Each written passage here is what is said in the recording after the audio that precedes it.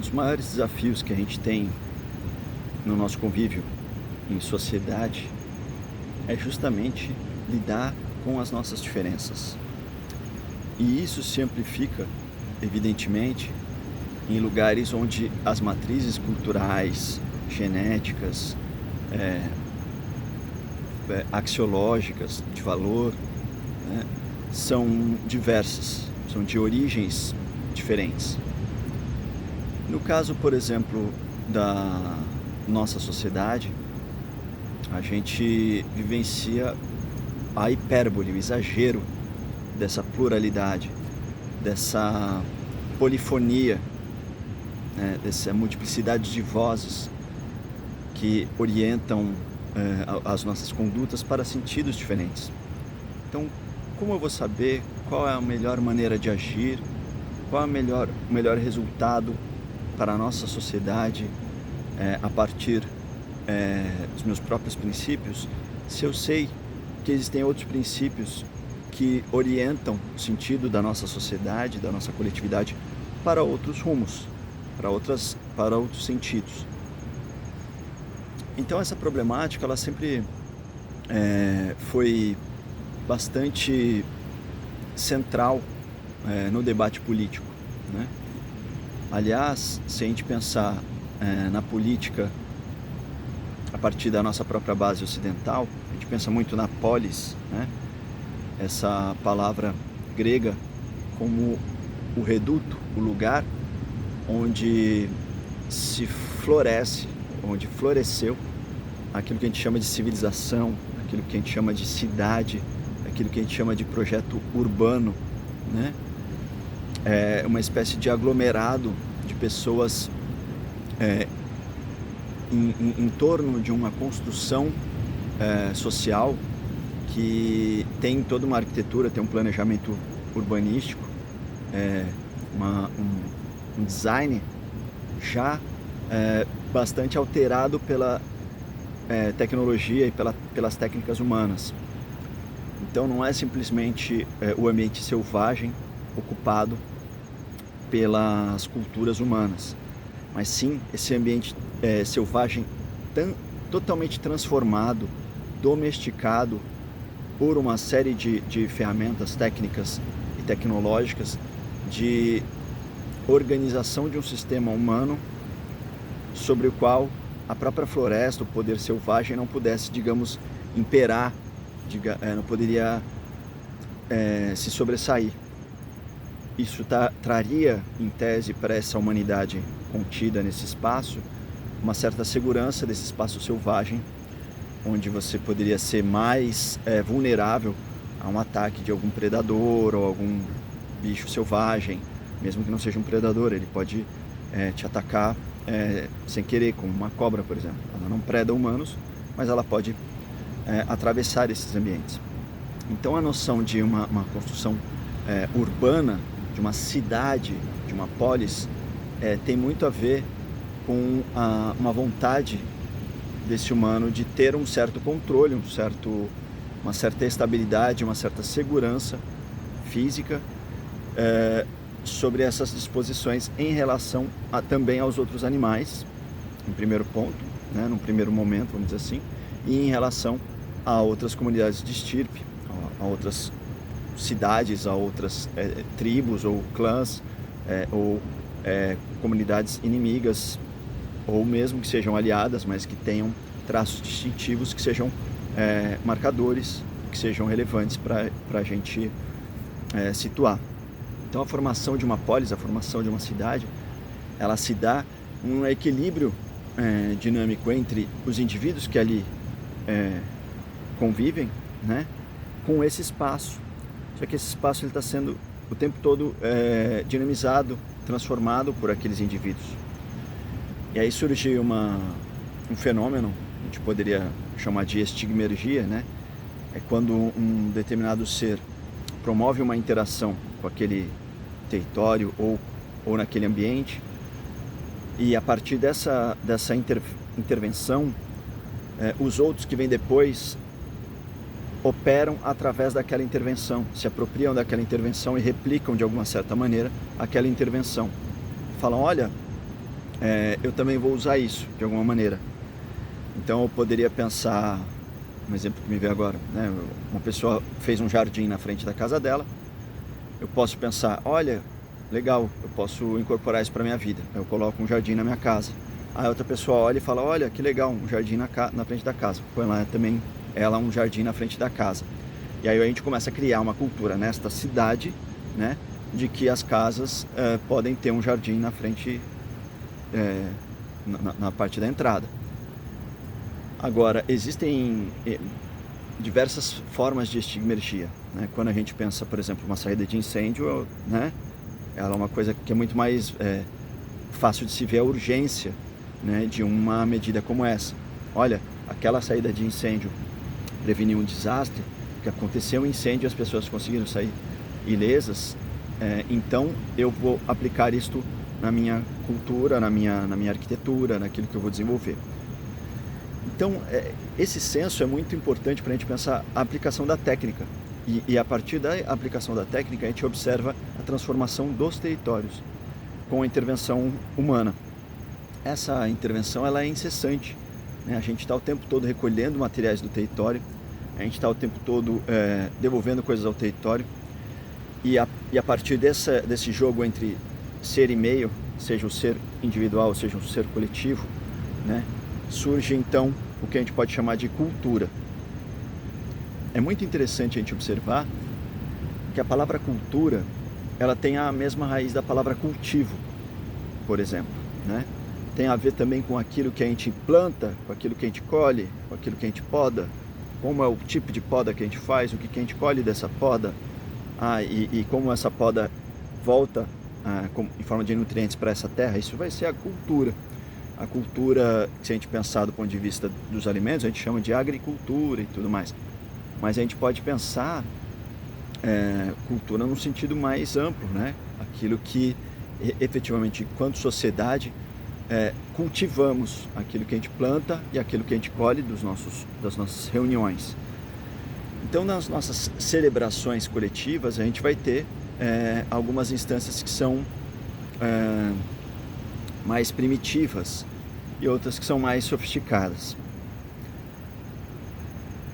Vou aproveitar esse ensejo aqui para trazer uma reflexão a partir de determinados conhecimentos que a gente tem sobre a formação, no caso da Grécia Antiga, para pensar a religiosidade nesse contexto. E a religiosidade eu vejo aqui como um papel-chave para a gente entender também todos os processos de formação social, inclusive a civil, ou a cidadã, ou a política, né? Essas que dizem respeito a esse âmbito do território urbano compartilhado. Na figuração das religiosidades gregas, a gente observa que um período mais arcaico, de milênios atrás, né, até de mais de 5.000 anos atrás, por exemplo, a gente já vai ter alguns rastros, vestígios de cultos a divindades que a gente chama de quitônicas, ou seja, relativos à terra. São deidades telúricas que acompanham os ciclos da natureza, que dizem respeito à fertilidade do solo, que dizem respeito ao ciclo de vida e morte, ou seja, aos regramentos daquilo que acontece neste espaço físico, material, denso da existência humana, né? Então, todos os sacrifícios, todas as honrarias, todas as obediências, os incensos, as oferendas são destinadas aos deuses, às deidades que regulam a nossa alimentação, a nossa nutrição, ao nosso senso de segurança, né? Aquilo que faz com que a gente possa também ter um senso de pertencimento. Então, esses seres mais primitivos do ponto de vista histórico da religiosidade vão estar atrelados ao que eu vou trazer essa reflexão, né? Ao arquétipo do baixo ventre, né? Essa parte do ventre para baixo. Esse primeiro momento ele diz respeito a uma segurança, a uma conexão com a terra. preciso me sentir seguro, eu preciso saber que existe alguma estabilidade, que as coisas realmente se repetem e isso me dá certeza, alguma previsibilidade sobre como eu vou poder agir, de repente no próximo ano, ou no próximo ciclo sazonal, ou na próxima lunação. Então, esses eventos estão codificados na materialidade. E isso se expressa arquetipicamente, vamos falar assim, né, no corpo humano com essa relação umbilical que nós estabelecemos, né, desde a placenta da mãe, mas também com a terra assim que nós nascemos. Diz respeito, portanto, a um senso de segurança, a um senso de pertencimento e à nutrição, principalmente, né? E diz respeito também, evidentemente, como também diz respeito ao nascimento, diz respeito também à morte, à própria morte. É interessante de se observar que diacronicamente, ou seja, ao longo do tempo, através do tempo, né, surgiu então, posteriormente, um novo momento da religiosidade grega, em que outras deidades vieram organizar aquela estrutura densa da matéria. E essas codificações, essas formatações, essas configurações estariam agora sendo impressas a partir de uma ordenação cósmica. Esse cosmos, ele tem a ver com uma instância superior, mais sutil, que vem do céu para a terra. Então, não é mais simplesmente aquilo que a terra oferece de estrutura e de solidificação e de previsibilidade, de retorno de padrões, mas qual é a inteligência por trás de todas essas modificações, de todas essas transformações na matéria. Então é como se houvesse uma inteligência que permeasse, na verdade, cada coisa da matéria, e essa codificação fizesse a matéria se comportar de tal ou tal maneira, podendo então haver uma espécie de regra geral por trás de toda a manifestação. E essa regra geral seria então esse escopo do que a gente viria a chamar de cosmos, vamos dizer assim, né? Ou de uma ordem celestial, né? Aquilo que vem do céu e organiza, que delimita, que conforma. Então, paralelamente, a gente poderia pensar, por exemplo, se por um lado a matéria, a densidade, poderia configurar todos os fluxos intensivos da existência imanente, ou seja, todas as intensidades, esse fluxo cósmico mais sutil viria do cosmos, viria possivelmente de um logos, né? Esse seria estruturante dessas intensidades. Então ele poderia ser a intenção que organiza as intensidades. Enquanto as intensidades elas simplesmente correm, fluem, gestam processos, causam impactos e atravessam lugares, as intenções elas são capazes de formatar, de configurar, de formar, de dar limite para esses fluxos intensivos, né? É como eu estou traduzindo aqui, trazendo essa concepção de intenção, mas que, por exemplo, numa filosofia deleuziana, ele pensaria através da concepção das máquinas, né? Então, se eu tenho a intensidade do grito, de um choro, de uma criança que pede por leite, aquilo é puro fluxo intensivo, é o grito, é o leite, né? É a boca. Essa boca, ela é uma máquina, ela corta esse fluxo de intensivo, né, da voz, a hora que ela quiser, por exemplo, se for algo voluntário, ou assim que acabar aquele fluxo intensivo.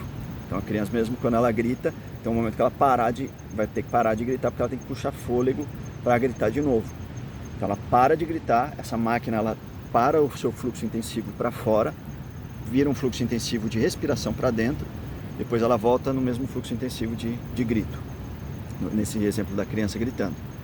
A partir do momento que aparece a mãe trazendo leite, essa mesma máquina, ela modifica a sua estrutura. Agora ela não vai ser mais um operador, né, uma máquina de gritar, mas sim uma máquina de engolir leite. Então ela vai mudar a sua função e vai passar a receber o fluxo intensivo dos seios da mãe, né, em forma de leite. Ela vai engolir aquele leite, então ela vai mudar inclusive sua função vetorial e também a natureza da sua operação. Ela está trabalhando agora também com fluxos intensivos de natureza diferente. Antes era com ar, né, respiração e grito, e agora virou um fluxo para a alimentação. Voltando para essa questão diacrônica da religiosidade grega, a gente poderia pensar assim: se antes cultuávamos os deuses da terra, agora numa nova religiosidade grega mais cósmica, ou seja, em que há uma supremacia da ordem vinda dos céus para a organização do mundo manifesto terrestre, isso poderia ser codificado agora e lido numa nova chave na titanomaquia, né? A luta desses deuses olimpianos, desses deuses do céu, por assim dizer, arquetipicamente ligados a esse logos, ligados a uma esfera cósmica ordenadora do mundo, para subjugar as forças titânicas, que são as forças que vêm de dentro da Terra, das forças mais densas da existência. Então surge aqui uma nova concepção também de realidade, que é mais organizadora do mundo. E é a partir desse momento que surge também, coincide com esse momento, o florescimento de estruturas sociais mais complexas na Grécia Antiga também, né? Começa a surgir maior espaço para o direito, por exemplo, né? E para o surgimento de uma ágora, por exemplo, ou seja, um espaço público onde as pessoas possam discursar. Isso começa a desenvolver um novo momento da polis grega, né? Um momento em que, na verdade, a organização humana ela precisa suplantar aquelas densidades intensivas sem intencionalidade, ou sem intenção, ou sem forma delimitada daquele grupo, daquela coletividade. É preciso que alguém dê um basta, que alguém dê um limite, que alguém dê um certo rumo, um controle, que alguém organize, né? Estabeleça o nomos, que é a lei, né? Estabeleça o logos, que é a razão. Na verdade, ela vai estabelecer a lei a partir do logos, né? Especialmente nessa concepção. Então, o logos ele vai ser um regulador dessa sociedade. E quem é o logos? Logos, vamos lembrar, vem da mesma raiz de lego, que é dizer em grego. Dizer. Daí vem dialectique, diálogos. Dia é através de, logos. O logos é razão, discurso, raciocínio, argumento, cálculo. O meu logos estava indo no sentido, então, o meu logos é o meu cálculo, o meu raciocínio, mas ele pode ser muito bem traduzido por discurso ou por argumento também. Às vezes se traduz por conhecimento racional, às vezes até por linguagem. Todos esses casos, logos está ligado àquilo que pode ser dito. E vamos observar aqui que é interessante, no Evangelho de João aparece, né? No princípio era o Logos, e o Logos estava na frente de Deus, prostontheon, né? E o Logos era Deus. Então, ele estava na frente de Deus, mas também era Deus. E esse Logos foi traduzido para o português no princípio era o verbo, e muitas vezes também no princípio era a palavra, né? A palavra nos dá a dimensão de algo ordenador, de algo que configura, ou seja, não é simplesmente uma voz, não é simplesmente uma foné, não é simplesmente um ar saindo e gritando ou fazendo um som, um ruído. Existe o som, existe o ruído, existe a vibração, mas existe também uma intenção. Então aqui o logos ele é carregado de fluxo de intensidade, né? Porque ele tem a foné, ele tem a voz, ele tem o som, ele tem um escape e um vetor, mas ele também tem uma intenção, ou seja, ele possui um certo significado. Esse significado ele contém um significado, ele configura, ele conforma, ele dá a essa intensidade uma forma delimitada. Então o logos não é um barulho qualquer, o logos é um comando, ele estrutura a realidade. Um Fiat Lux, por exemplo, né, ele organiza a estrutura cósmica. Esse logos, então, sendo traduzido, por exemplo, por verbo, né, no princípio era o verbo, dá a ideia de que é uma ação, não simplesmente um som, não simplesmente uma palavra, mas uma palavra-ação. E aliás, a palavra-ação poderia ser uma palavra melhor ainda do que a própria palavra verbo, porque se dizer a palavra verbo, como no princípio era o verbo, a pessoa pode pensar um verbo no infinitivo, né? Crescer. Mas crescer o quê? Né? Talvez, e não é bem isso que está escrito no Evangelho de João, a palavra não é verbo em grego, a palavra é logos, né? É verbo no sentido como a gente usa em português, né? Não é esse sentido, a palavra é logos, então é uma palavra-ato, é bom pensar assim, ali palavra-ação, né? Seria uma palavra-ato que orienta, que dá destino, que dá comando para aquilo. E nesse sentido ela já teria também em si mesma um aspecto de verbo. Por isso que também é uma tradução interessante para a gente pensar essa palavra nesse contexto. Pois bem, do ponto de vista do princípio ordenador dos deuses olimpianos, esse logos, ele não vai ser um logos hegemônico. Existem fluxos intensivos também que orientam cada um desses logos, logoi, né?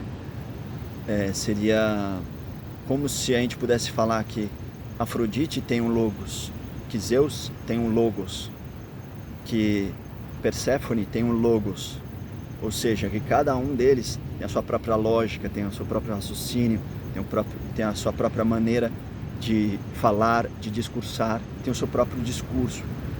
Por quê? Porque também são fluxos intensivos diferentes.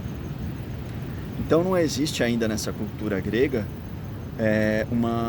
um logos que seja simplesmente hegemônico. Existe uma narratividade agora de uma ordenação celeste para dar forma a essa matéria caótica que também nos coloca em perigo, as forças da natureza, as forças selvagens, né, que deixaram especialmente esse povo europeu tão preocupado, né, em se resguardar nas cidades, mas isso não é uma exclusividade do povo europeu. Isso aconteceu em diversas partes do mundo, inclusive na África, inclusive entre os maias, inclusive entre os incas, aqui nas Américas, né, que não deixam de ser espaços urbanos. Quando eles constroem ali suas pirâmides, ali você tem grandes complexos de cidades gigantescas, inclusive, e possivelmente também até mesmo no território amazônico, como se tem descoberto recentemente. Então, desse processo, né, de uma necessidade primitiva de segurança para uma ordenação mais sofisticada, de um raciocínio que ordena o nosso mundo hoje, não simplesmente para corrigir o que foi passado, mas também para prevenir que erros do passado se repitam. Isso é genial, porque é a partir daí que começa a surgir então todo embasamento para a gente construir e consolidar leis, né? Existia, por exemplo, uma titânide antiga da Grécia, que era Themis, que era uma deusa muito associada ao que a gente poderia fazer essa leitura, né? Seria um tanto anacrônica, mas com certa liberdade poética a gente pode fazer essa reflexão, né? Da Themis como uma espécie de deidade justnaturalista, né? Como se existisse um direito divino E a Têmis fosse essa titânide que na verdade capta a essência desse direito verdadeiro e implementa através do juiz ali encarnado na cidade. Ele, sendo devoto de Têmis, ele fazendo oferendas a Têmis, ele então pode acessar essa justiça verdadeira e proclamar aquilo que é justo no mundo dos humanos.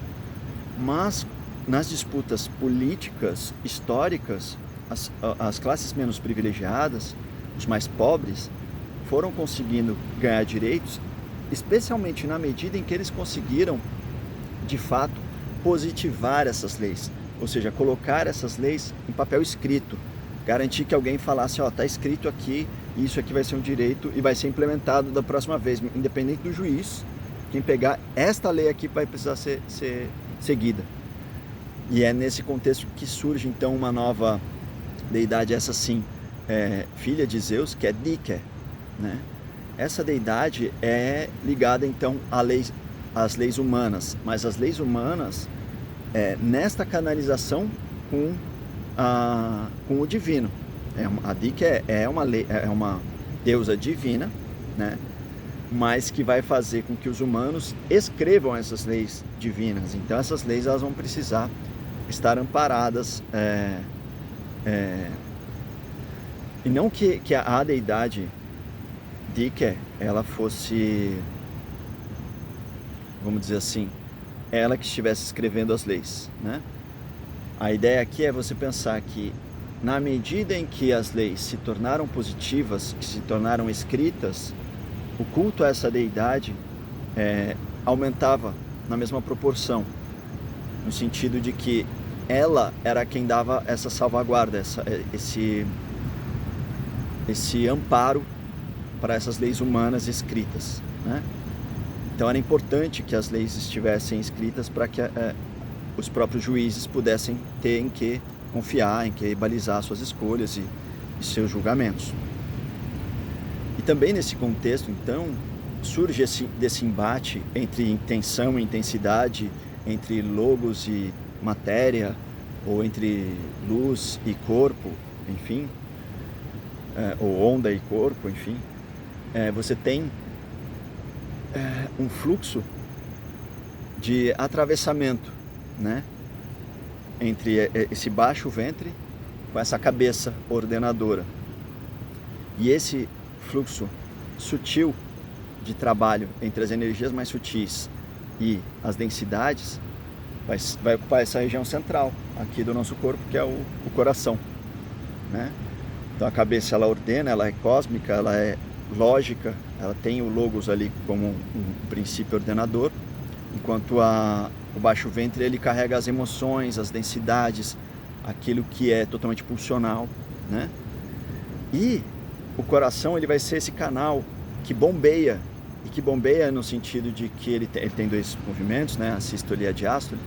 Ele tem então um momento em que ele se expande enquanto ele absorve o seu ao redor, o seu entorno, ele se expande, e aí ele contrai em si, e quando ele contrai em si, ele bombeia novas informações para todo o sistema.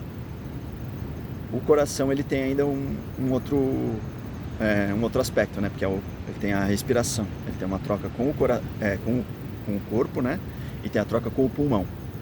Então, enquanto o coração ele faz esse bombeamento com o corpo, recebendo informações do corpo, enviando informações para o corpo, recebendo informações do corpo, enviando informações para o corpo, com o pulmão, ele vai receber oxigênio, que vai dar para ele uma certa energia, ele vai devolver para o pulmão o gás carbônico, que ele recebeu do sistema.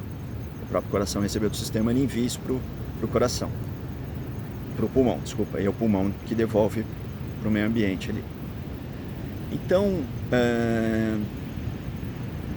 desse bombeamento, desse fluxo incessante entre céu e terra, surge então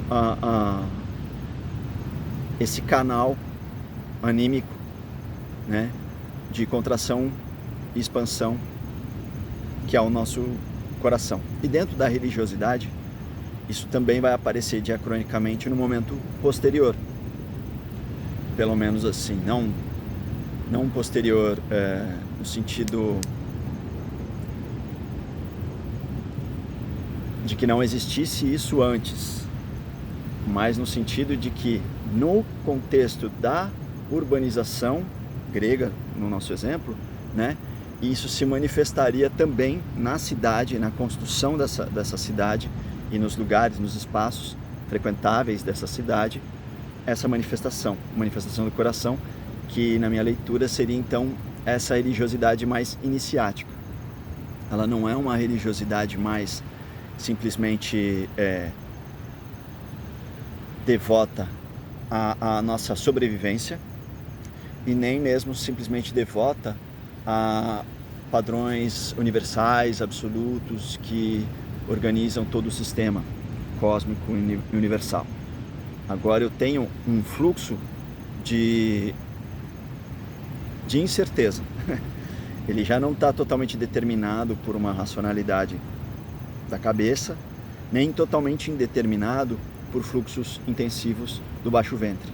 Agora existe uma certa seleção, uma certa permeabilidade, um filtro, né, de cada um desses fluxos intensivos, e dessa geração de fluxos intensivos e das intensidades que estão em jogo ali, surgem novas intensidades e novas intenções.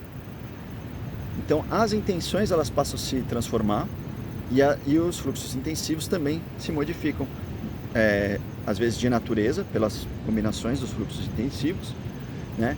E às vezes de vetor, né? Tem fluxos intensivos que não podem escapar para fora, podendo gerar inclusive o risco de sobrevivência daquele indivíduo, né? Ela pode ser, por exemplo, ser afetada, uma pessoa muito forte, muito brava, me ofendeu, né?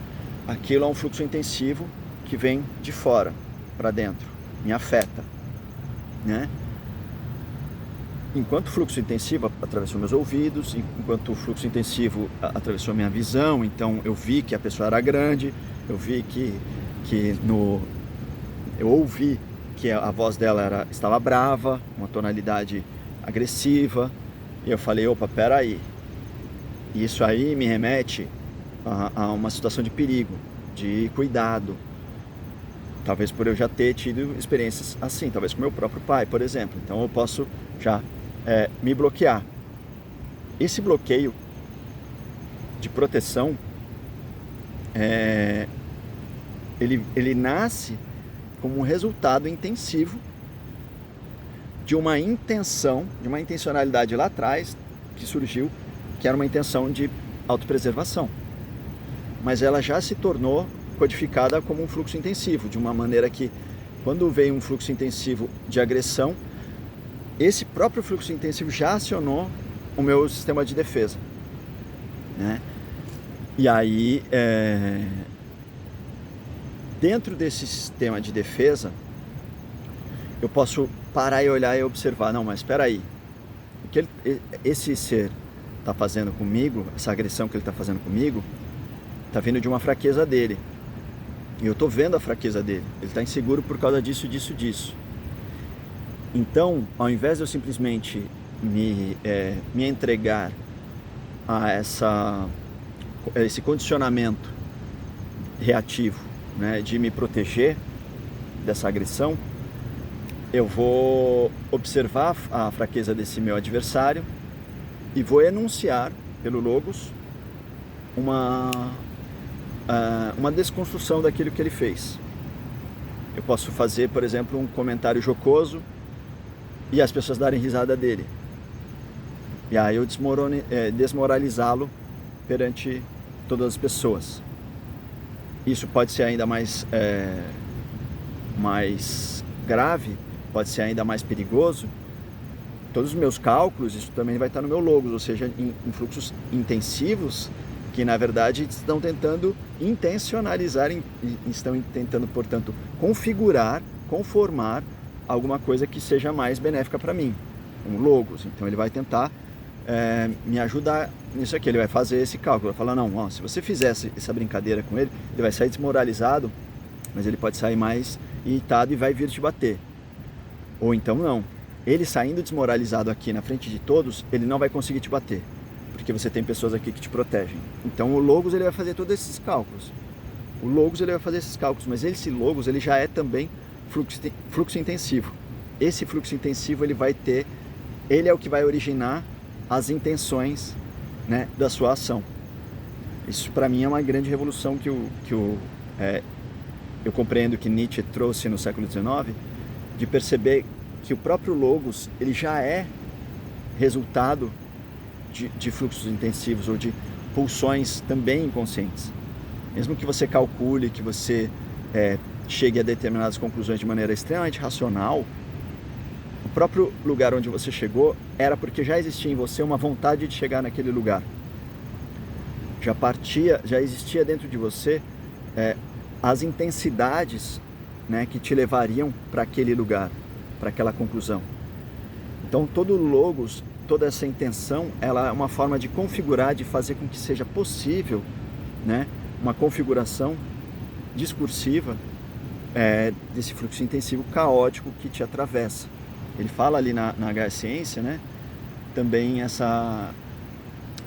exterioriza esse pensamento de que apenas a menor parte daqueles pensamentos que me atravessam eu consigo trazer para a consciência e transformar em linguagem, em frase, e poder exteriorizar para o outro. Então a maior parte dos pensamentos que me atravessam já não são sequer conscientes, né?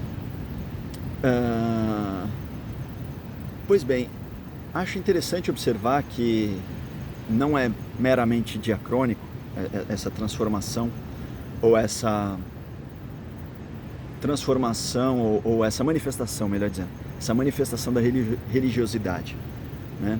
Ou seja, como se primeiro fosse o baixo ventre, depois a cabeça e depois o coração, né? Que seriam as escolas iniciáticas ali na Grécia Antiga e tal, que de verdade, arqueologicamente falando, eles são talvez tão antigas quanto a primeira, né, do baixo ventre, ou até mais antigas, né?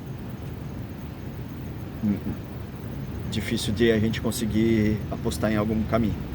Mas o que é importante se destacar é o seguinte: de uma certa forma, todas essas religiosidades elas também se acompanham reciprocamente de maneira sincrônica, ou seja, não apenas diacrônica através do tempo, mas de maneira sincrônica, ou seja, ao mesmo tempo. A gente poderia pensar, por exemplo, no caso de uma comunidade indígena, uma aldeia, a importância da aldeia se reunir todas as noites, por exemplo, todo entardecer e começar a cantar. E no canto, no grito, eles baterem o pé no chão e com isso, com esse grito, com a fogueira acesa, com a fumaça, com o barulho, eles conseguirem espantar os animais selvagens, deixá-los bem longe, deixar todos os animais selvagens bem, como é que se fala? Comunicados, né, de que existe ali a presença daquela comunidade, daquela tribo, daquela aldeia, e que aquilo, portanto, lhes confere segurança, né? Então essa seria o do baixo ventre, né? Essa religiosidade do baixo ventre. Essa religiosidade ela precisa ser cíclica, ela precisa acompanhar movimentos periódicos, ela precisa ter padrões. Então é toda aquela comemoração, a comemoração sazonal, a entrada dos equinócios, os momentos dos equinócios, dos solstícios, né, que são as entradas das estações, demarcam, por exemplo, como que a comunidade vai se comportar a partir daquele momento. E é uma forma deles comemorarem, deles lembrarem em conjunto o que eles fazem, quem eles são, quais são seus valores, quais são suas mitologias, ou seja, suas narrativas que explicam o mundo, né? E esse é o momento, então, de reafirmação desse primeiro senso de segurança mais primitivo, que é o vínculo com a Terra, né? A nutrição e a segurança coletiva. Quando já num outro trabalho o xamã ele faz uso de substâncias psicoativas, por exemplo, ou enteógenas, ou que ele faça uso de processos de meditação, e acesso especialmente com os sonhos, né? ele pode, por exemplo, ao acessar esses sonhos, ter melhor entendimento sobre o que ele precisa ver para trazer como discurso para a sociedade, para a aldeia em que ele vive. Então, através dos sonhos, o xamã ele acessa uma sabedoria, e essa sabedoria então é trazida através do logos, ou seja, através da palavra, da cabeça, né, para a aldeia. E essa aldeia então ela vai assumir e vai assimilar, na verdade, o conhecimento que é passado por esse xamã. Então essa seria a parte da canalização lógica, por assim dizer, nesse contexto, desse exemplo. E somente para aqueles que estão realmente na busca de um afinamento entre esse campo mais sutil do espaço cósmico, né, ordenador, em harmonização com esse campo da materialidade, é que surge então o espaço para esse iniciado, né? Que seriam os jovens xamãs, por exemplo, né? se for o caso desse caminho, ou mesmo qualquer outra pessoa, qualquer indivíduo da aldeia vai ter isso, claro, na sua constituição física individual. Mas no caso da sociedade coletiva, ali ele não necessariamente vai exercer este papel, este ethos, né? Por exemplo, de um xamã. Quem vai exercer esse papel de xamã vai ser aquele que é iniciado. Então ele passa por um processo iniciático. E esse processo iniciático, ele tem a ver, e aí isso em todas as culturas e tradições que eu conheço, desde a Índia até os ameríndios, as populações ameríndias, né? É justamente esse fluxo, o trabalho do fluxo entre aquilo que é codificação mental, que é estruturação mental, que são as regras, que são o nomos, né? As leis, que são o entendimento das leis, a capacidade discursiva sobre as leis, a capacidade de julgar a partir das leis, julgar as minhas próprias ações, não precisa ser julgar moralmente o outro, né? Mas julgar as minhas próprias ações, julgar aquilo que eu fiz. Por exemplo, se eu construir uma casa, ela desmoronou, eu preciso ter um bom julgamento, falar, olha só, funcionou aqui, funcionou nesse pedaço da casa, mas desmoronou aqui nesse pedaço, porque eu usei outra técnica. Bom, então da próxima vez eu não vou usar essa técnica, eu vou usar só aquela. Aí eu vou experimentar. O que eu estou fazendo aqui? Eu estou fazendo um julgamento. Eu não estou fazendo um julgamento no sentido moral. Estou fazendo um julgamento pragmático nesse caso. Então não precisa sequer ser um julgamento moral para ser do logos, nesse sentido que eu estou trazendo aqui. Então existe o logos ordenador em constante troca de elementos, de fluxos intensivos, né, com a materialidade. Então as meditações do budismo tibetano, as tradições diversas tradições do hinduísmo, por exemplo, você vai ter meditações, ou seja, até no taoísmo também chinês, você vai ter meditações que trabalham justamente os fluxos intensivos da matéria em relação com a intenção da mente. O que a mente está precisando, o que ela quer fazer? Ela quer equilibrar? Ela precisa de potência? Ela precisa de mais vigor? Ela precisa de paz de espírito? Para cada uma delas eu tenho um pranayama diferente, ou seja, eu tenho uma respiração diferente para fazer com que meu corpo fique mais acelerado, mais animado, mais disposto, ou mais relaxado, mais centrado, mais tranquilo, né? Eu tenho técnicas então diferentes de lidar com esses fluxos intensivos em relação com a minha intenção, né? E nessa perspectiva surge então um grande desafio, que é a nossa capacidade de dialogar e de conversar e de comunicar sobre essas experiências tão íntimas. E a gente tem então um retorno ao logos a partir de uma experiência. E esse desafio ele atravessa diversas camadas, né? Para começar, a camada da própria natureza do logos. O logos ele tem uma natureza mais abstrata, vamos dizer assim. Enquanto que a arquitetura de uma cidade, ela é pragmática, ela é concreta, ela é factual. Como que eu vou conjugar essas duas coisas? Ora, o Logos, ele pode me ajudar a fazer bons cálculos para que eu possa criar então uma estrutura arquitetônica que seja sustentável, que seja sólida, constante, que ela consiga se manter no tempo. Agora, se eu tenho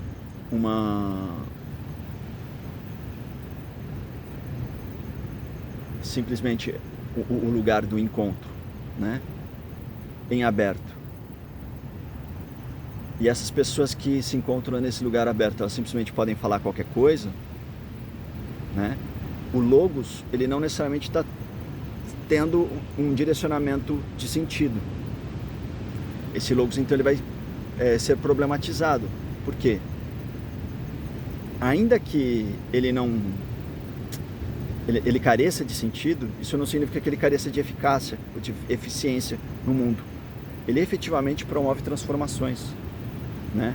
O fato de alguém dizer algo, mesmo que seja uma mentira, muitas vezes já traz para a percepção daquelas pessoas que estão tendo contato com aquela mentira uma visão, é uma sugestão de uma visão, e ela vê aquela mentira e isso já as afetou. Mesmo que se diga depois, é mentira, agora a pessoa pelo menos já tem aquela visão. E enquanto visão, a visão é verdadeira. Mesmo que o conteúdo pragmaticamente seja falso, a visão, a experiência da visão interna da pessoa que recebeu a mentira, essa experiência é verdadeira. Então a gente acaba se deparando com um problema novo. Então, no contexto do desenvolvimento, da urbanização, e agora pegando, por exemplo, o contexto da Grécia Antiga, e depois a gente pode pensar mais também no contexto romano, a Grécia Antiga, ela chegou no ápice desse enfrentamento e desse desafio com a consolidação de uma estrutura de governança política que veio a ser chamada de democracia. Esse lugar da democracia é o lugar por excelência onde vigora o diálogo. O diálogo, ele precisa, na verdade, imperar. Porque não poderia imperar numa democracia a vontade do tirano. Deve imperar na democracia o logos, a razão. Aquilo que vai estruturar a nossa sociedade, vai dar uma certa previsibilidade para as próximas gerações, para a gente saber que vai estar tudo bem, tranquilo, que os nossos descendentes também vão estar seguros, assim como nós nos sentimos hoje, graças às nossas leis, às nomoi, né? As leis que ordenam a nossa sociedade. Ótimo. No entanto, surge ao longo da história diversas críticas à democracia que são bastante pertinentes, bastante interessantes da gente aprofundar e investigar, né? A própria noção, e também isso aparece, por exemplo, na crítica de Platão à democracia, né? Que no caso da democracia, uma pessoa muito sábia tem o mesmo poder de voto de uma pessoa totalmente ignorante, né? Por um lado, e que essa crítica seja muito pertinente, né? Por outro lado, eu posso pensar eticamente, né, que não é pelo melhor do que acontece hoje que eu escolho a democracia, mas sim pelo melhor que eu quero que aconteça no futuro. Então eu prefiro passar pelos erros de escolha coletiva dentro de uma democracia, e a partir desses erros coletivos a coletividade começa a adquirir uma nova consciência, um novo degrau de consciência, que ela consegue então ampliar sua percepção e sua perspectiva sobre, inclusive, os erros do passado, e a partir disso, de um processo mais paulatino, a gente consiga evoluir enquanto sociedade.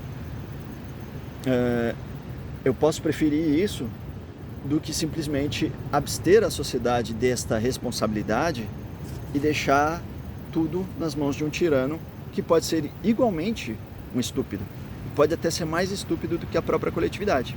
e que também não é uma coisa rara, né? De um tirano ou de um absolutista, de um totalitário, ser mais estúpido, ser mais ignorante do que as próprias massas daquele país, daquela região, daquele território. Então, essa problematização também, em alguma instância, vai ocasionar esse conflito, essa problemática entre a intenção e a intensidade, né? Porque nós, enquanto sociedade, temos muitos fluxos, muitas vontades, muitas pulsões, muitos medos, desejos, cada um com o seu próprio universo interior. E quando a gente vem para o campo da disputa política, né? E por que é uma disputa política? Não deixa de ser uma disputa política, porque você vai perceber que no campo da política você vai ter forças se atravessando e forças que estão em vetores diferentes. Forças que vão falar, vamos nessa direção, e outras que vão falar, vamos nesta daqui. E é outra direção. E às vezes é mais do que duas, né? Não são só dois vetores, né? São múltiplos vetores. Então, essa multiplicidade de vetores num campo democrático torna a nossa sociedade extremamente, vamos dizer, entrópica, né? Ela tende a ir cada vez para um caos maior. A questão é como que a gente poderia então produzir numa organização social uma certa negentropia, né? Ou seja, uma entropia negativada, né? Ou seja, como que a gente poderia trazer para o campo da política um senso maior de organização no sentido de organismo. Melhor dizendo, então, não, ao invés de organização, vamos usar organicidade, né? Uma maior organicidade. Por quê? Porque esse princípio de entropia, né, de que o mundo tende ao caos,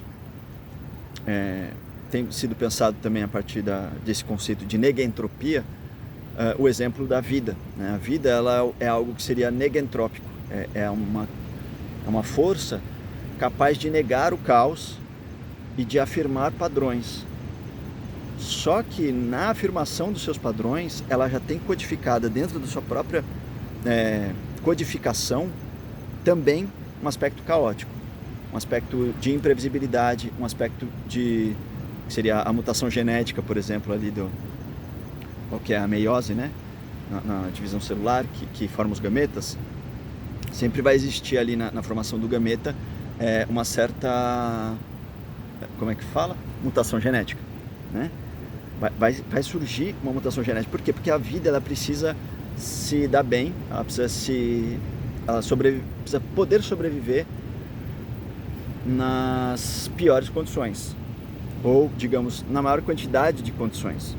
Então, na tentativa de poder sobreviver em quantidades absurdas de situação, de circunstância, a vida, ela se promove, então, pequenos acidentes, ela se promove mutações aleatórias, entre aspas, que na verdade fazem que surja um novo, o imprevisível, ou às vezes um inesperado. Mas tem que surgir a partir também de um crescimento que obedece um certo padrão.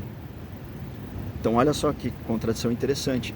Precisa existir o padrão, precisa existir o cosmos, mas precisa também existir um descondicionamento, uma quebra de padrões, um caos nesse cosmos, né? Que vai ser esse próprio fluxo, da natureza desse fluxo intensivo. Então, a natureza, enquanto vida, enquanto organismo vivo, ela tem como qualidade ser essa conjugação entre intenções e intensidades.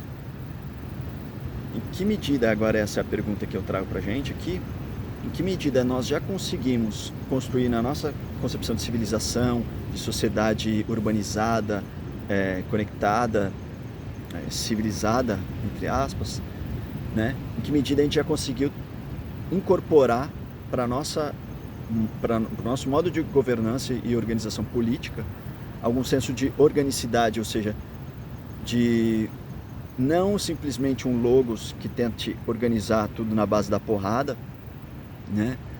Ou de um fluxo intensivo, caótico, que simplesmente dispersa energia, mas que consiga ter uma pulsação orgânica, por assim dizer, de toda essa herança lógica que essa sociedade adquiriu dos antepassados para poder prever e fazer cálculos e discursos e organizações lógicas sobre como deve operar essa sociedade em consonância com os fluxos intensivos. Esses fluxos intensivos passam necessariamente pelo território. Cada território tem seus próprios fluxos intensivos, porque os territórios, eles não são entes abstratos, né?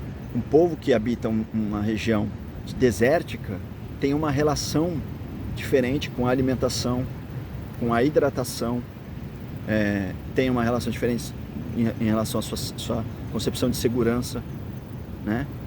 Então a própria concepção do divino, inclusive, da relação com o divino, e a própria concepção mitológica desse divino vai ter que ser diferente, porque ele se alimenta de coisas diferentes, né? Se eu moro no deserto e vejo o sol me atravessar o céu todos os dias, né? E atravesso o deserto durante dias e só vejo o sol como grande estímulo vital, por assim dizer, ou por exemplo, meia dúzia de oásis que eu atravesso ao longo de muitos quilômetros. Por outro lado, alguém que está vivendo na floresta vai estar cercado de estímulos anímicos o tempo todo. Então é mais fácil que essa pessoa que vive na floresta consiga ver Deus ou o divino em praticamente tudo, né? Tudo que é animado está manifestando um aspecto do divino. Então eu não posso falar assim, não, o divino não está aqui. Até porque, né, é difícil conhecer alguma religião que pense em um Deus onisciente ou onipresente, que não considere que Deus está em todas as coisas. Agora, a questão é, como eu entendo esse Deus que se manifesta em todas as coisas? Se esse Deus que aparece nessa madeira, que aparece nesse feijão, que aparece nessa borboleta, este Deus é o Deus Supremo? Ou é uma manifestação, uma faísca divina, uma centelha divina, né? E que, portanto, é um pedaço dessa manifestação do cosmos. Eu vou estruturar, então, a minha relação, né, lógica, discursiva, com esse território. Eu vou falar, bom, pera lá, essa borboleta ela pode ser importante, ela poliniza, ela tem um papel vital, então ela constitui o tecido da existência divina. Mas eu não consigo ainda conceber que ela esteja acima do Sol, que ela seja mais importante do que o Sol, que ela não consegue ela alimentar as folhas das plantas que dão para ela o pólen, que ela vai polinizar. Ela só consegue polinizar. Então ela ocupa um lugar na ordenança divina em algumas escadas abaixo. Isso é o Logos operando. Aí vem a mitologia, né? O mito é a forma discursiva, narrativa, né? Que organiza o meu pensamento. Então eu falo, bom, mesmo que a borboleta seja um ser divino, ela não está acima do Sol, por exemplo. Pode haver algo acima do Sol? É comum as culturas ou tradições pensarem ainda em alguma coisa maior do que o Sol, uma anterioridade mais abstrata. Se eu pensar, por exemplo, a figura solar como Oxalá na cultura iorubá, eu penso numa transcendência divina que está para além de Oxalá, que seria Olorum, uma espécie de totalidade divina mais difícil de se alcançar com o entendimento, porque ele está no absoluto, né? Ele está no lugar mais inalcançável, está no indizível, está no lugar que eu não alcanço. Eu posso falar sobre ele, eu posso enunciá-lo, mas ele não pode ser abarcado. Agora, Oxalá é a luz do mundo, é a luz que regula esse mundo, o mundo que nós vivemos. Isso também vai aparecer de uma outra maneira nas culturas, por exemplo, na cultura guarani, você vai ter Nhanderu, Nhanderuvuçu, esses seres mais primitivos, ou primeiros, né? E dali De Nyanderu-Vusul surge Nyanderu, que é o rei do mundo. De Nyanderu nasce Tupã, que vem então ajudar os humanos a se tornarem quem eles vêm a ser, né? No caso do estilo de vida, do modo de vida Guarani, tem ali seu próprio nomos, tem sua própria lei, seu próprio código. E assim em diversas culturas. A gente pensa então que existe uma possibilidade de um Deus abstrato, superior, absoluto, que esteja por detrás de tudo, mas que a gente não alcança. E quando ele se manifesta para nós, ele não se manifesta mais enquanto absoluto, né? Ele vai se manifestar com uma face, com um rosto, com uma voz. Ele vai dizer algo. Se ele se manifesta, ele tem um corpo, ele tem um cheiro, ele tem uma figuração. Então ele já não é mais aquele absoluto, o arquétipo do Pai absoluto. Ele vai estar no arquétipo do Espírito Santo, para pensar na Trindade, né? Do Pai, Filho e Espírito Santo da Trindade cristã. Esse Pai, para se manifestar para o Filho, ele precisa fazer isso por meio do Espírito Santo, ou seja, da ponte, né, divina que o Filho pode estabelecer com o Pai.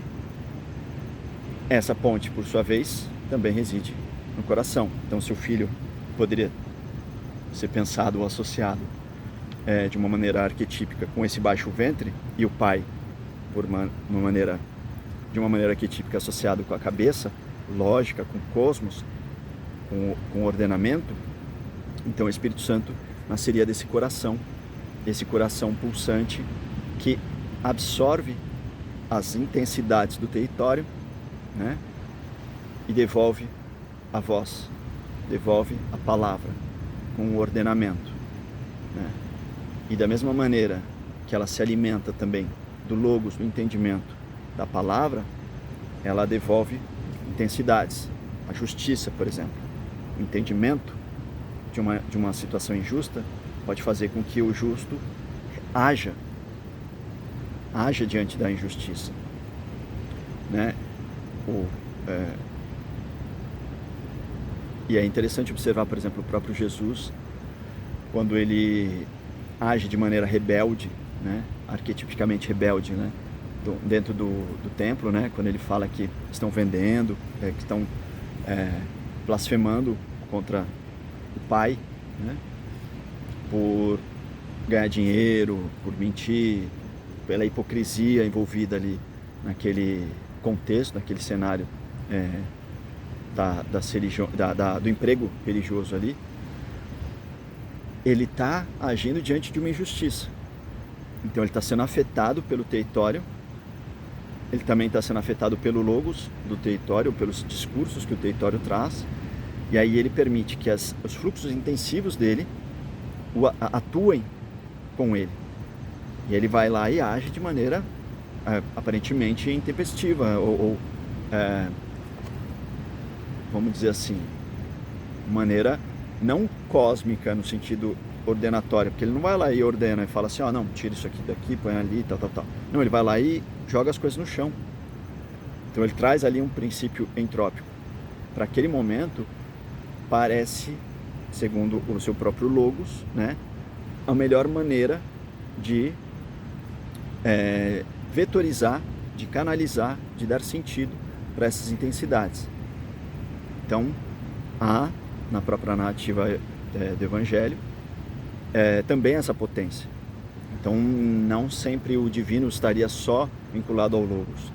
O divino tem que estar conectado todas essas tradições que eu mencionei. Tem que existir uma conexão entre o divino cósmico e as intensidades do território, né? E eu vejo isso com muita clareza no contexto dos evangelhos, né? Tanto é que não existe no contexto dos evangelhos uma necessidade de se escrever todas as regras ou um logos muito extenso, né? Ao contrário, ele vai sintetizar todos os mandamentos em 2 mandamentos, e que todos os mandamentos se seguem daí, né? Ama a Deus sobre todas as coisas e ama o próximo como a ti mesmo.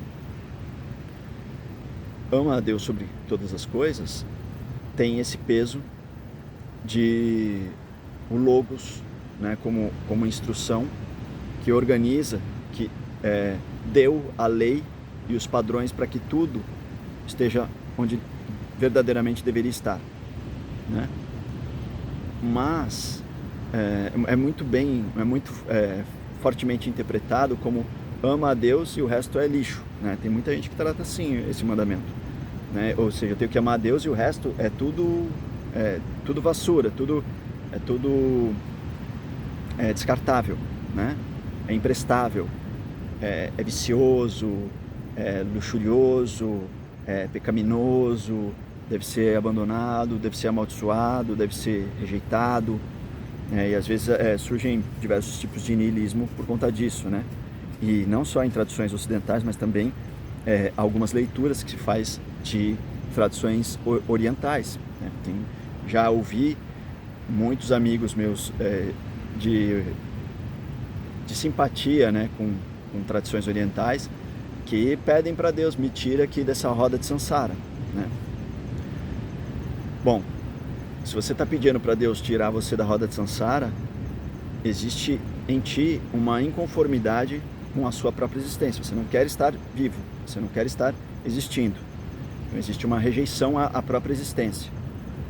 E aí a provocação que fica, e aí da perspectiva ética, é: como então eu posso amar o próximo como a mim mesmo?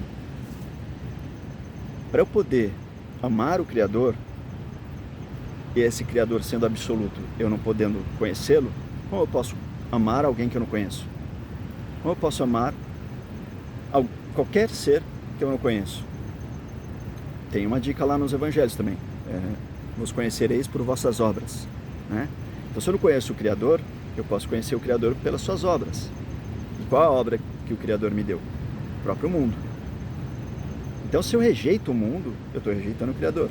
Estou falando: Criador, desculpa, mas esse negócio aqui que você me deu é uma porcaria, é uma troça, é uma prisão, é um negócio horrendo, eu quero sair daqui, pelo amor de Deus, me tira daqui, detestei esse negócio, esse presente que você me deu, né? Não funcionou, me tira daqui, e nota 0 para você. Nota 0 para você. Você, como Criador, saiu muito mal, porque você me deu um mundo aqui que é horrendo, né? É basicamente isso que você está falando. Então, para amar a Deus sobre todas as coisas, você tem que amar a obra, né? É Deus sobre cada coisa.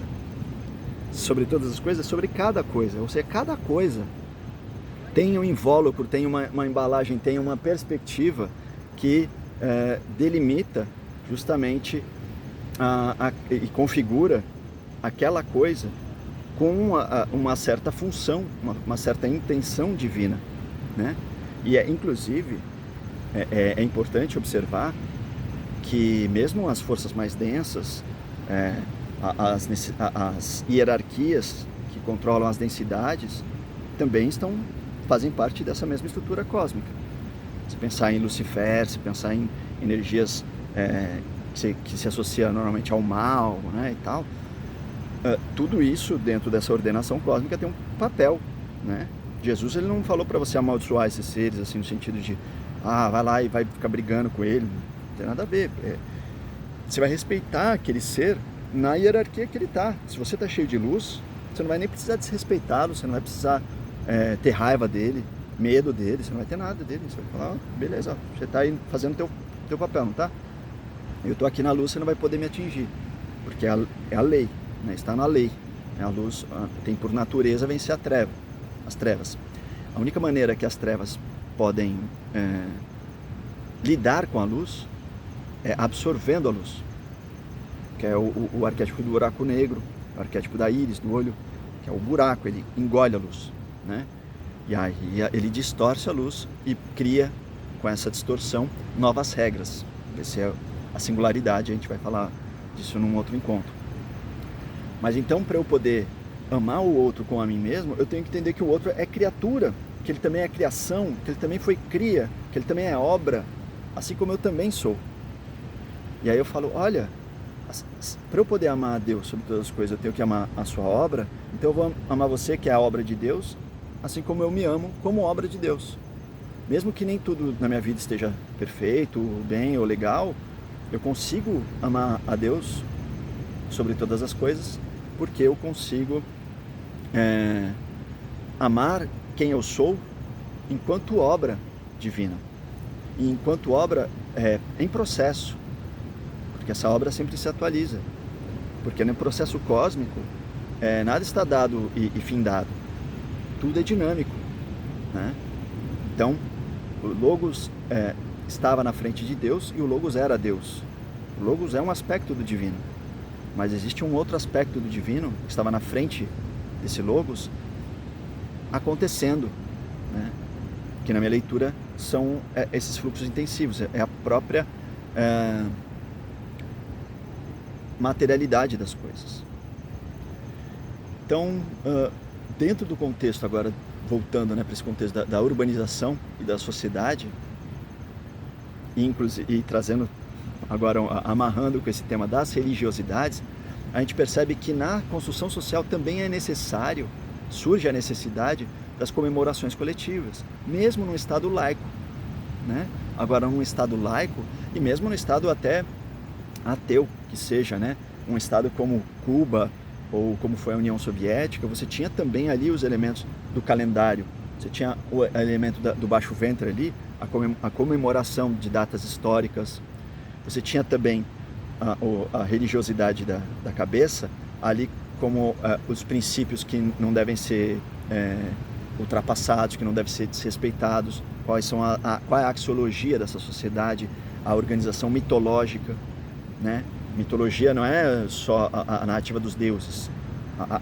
A história que se conta sobre como a revolução aconteceu, isso é mitologia. Mitos é a fábula, é a história. Não está falando que é mentira, tá? Quem acha que mitologia é mentira se equivocou já no começo. A mitologia é um modo como eu organizo uma narrativa, né, de como as coisas vieram a ser. Então, se eu falar assim, existia um czar mal e tal, ele oprimia as pessoas, tal, e aí veio a revolução salvar o povo oprimido, tal. Eu estou construindo uma mitologia. Não é necessariamente equivocada, ela pode estar totalmente baseada em fatos reais. Mas existem também, evidentemente, outras perspectivas sobre esse acontecimento, e quanto mais eu entrar nessas nuances, mais eu me distancio de um mito, de uma mitologia, e começo a entrar então em diversos recortes, uma pluralidade de perspectivas. Para uma sociedade ter uma certa coesão social, é importante existir uma certa quantidade de mitologias. Por isso que a gente precisa de certos heróis, porque a gente precisa criar para a gente identidade sobre quais são os nossos valores a partir dos nossos ancestrais, quais são as leis que os ancestrais construíram, que vigoram até hoje, que fazem sentido, que dão sentido para a nossa existência, que dão sentido e segurança para a nossa descendência, os nossos descendentes, os filhos e netos e tudo, quem virá depois de nós. Então a gente precisa também, dentro de uma formação social, desses três momentos, ou desses três lugares, né, da religiosidade. E aqui eu estou falando religiosidade, deveria ter falado antes, religiosidade muito mais no sentido de religare do que no sentido de relegere, porque existem essas duas possibilidades de leitura etimológica, né? Ou seja, religião no sentido de religar, seria eu me religando, né? E aí eu, no baixo ventre, eu me religo à minha comunidade, ao meu território, à minha coletividade. Na cabeça, eu me religo, né, com as ideias, com o logos, com o cosmos, né? E com o meu coração eu religo esses dois universos, o cosmos e a Terra, né? Então existem essas três instâncias da religiosidade no sentido de religare. Se eu falar assim, relegere, a etimologia tem a ver mais com uma espécie de releitura. E aí a gente pode pensar tanto em leitura das palavras, né, daquilo que foi escrito, da sabedoria ancestral, uma releitura não só do que foi escrito fisicamente, graficamente, né, mas também aquilo que foi dito oralmente, como uma releitura, né, uma relegere, uma releitura sobre aquilo que foi dito no Logos. Pode haver também uma relegere do baixo ventre, né, uma relegere, uma releitura daquilo que é codificado, daquilo que são as marcas nos corpos, as tatuagens tribais ou os totens.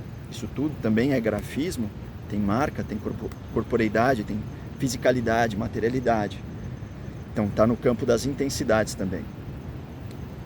Dá para existir também uma releitura, né, uma religária, uma relegre, desculpa, uma religiosidade lida nesse sentido, né, de relegre, mas é mais fácil a gente pensar como religare para o nosso entendimento aqui. E por fim, a própria releitura do que acontece no meu coração, né, o relegre como uma religião, uma religiosidade, uma forma de reler, né, e atualizar a leitura incessante daquilo que é um fluxo cósmico, daquilo que é um fluxo intensivo, né? O fluxo cósmico ele é ordenador, ele tem uma intenção, e o fluxo intensivo ele tem, como diz a própria palavra, né, a intensidade. É o próprio a materialidade que ocupa, a qual é dada alguma forma. Só que essa modulação ela também é dinâmica, né? Ela não é algo que é dada e simplesmente o logos existe como algo separado da matéria, né? Entendo eu que o mais interessante disso é que a gente consiga pensar essa distinção arquetípica para poder construir uma mitologia, uma narrativa que nos permita compreender melhor o nosso papel no mundo. Mas observando sempre que o logos pertence à densidade, pertence à materialidade, o logos pertence ao campo da intensidade também. E por sua vez, a própria intensidade, ela está sempre sendo incessantemente subjugada por forças configuradoras, cósmicas, por assim dizer. É parte do seu próprio campo intensivo. Ela mesma, ela precisa gerar dentro do seu campo intensivo barreiras, porque é parte da natureza desse campo intensivo. Ela tem muitos vetores de forças, as forças são diversas, e quando existem forças diversas, algumas delas começam a se conjugar e começam a criar paredes, e outras forças começam a se conjugar e criam fluxos de rio. E aí as paredes e rios, elas vão se confrontar um momento, e aí se o rio rompe a parede, gera um resultado, se ele é contornado pela parede, gera outro resultado. Então, isso se dá tanto numa perspectiva psicológica, né, física, individual de cada um, nas nossas escolhas, naquilo que faz a gente travar diante de uma escolha, ou faz a gente ter certeza e ir com fé, tanto numa decisão coletiva, né? Que aquela coletividade precisa fazer, o que ela tem de instrumentos, o que ela tem de recursos, e isso sempre passa pela intensidade, ou seja, pela materialidade, pelo território, pelo que o território oferece, pelo como que as pessoas se alimentam daquele território, e como o estilo de vida naquele território organiza também o logos daqueles seres, porque o logos também, retomando e reiterando, o logos é fluxo intensivo, ele também é resultado desses fluxos intensivos. Então, hoje eu queria trazer mais essa reflexão sobre essas três formas de religiosidade que eu vejo na configuração, na construção da sociedade humana, em especial trazendo essa reflexão sobre o contexto civilizatório e o contexto político, passando, né, pelo contexto político até o contexto o contexto existencial mesmo, né? O que nos faz sermos humanos e vivermos aqui em coletividade, se faz algum sentido isso, né? Então eu gostaria de saber também o que vocês acham disso tudo, e a gente fica para uma próxima conversa.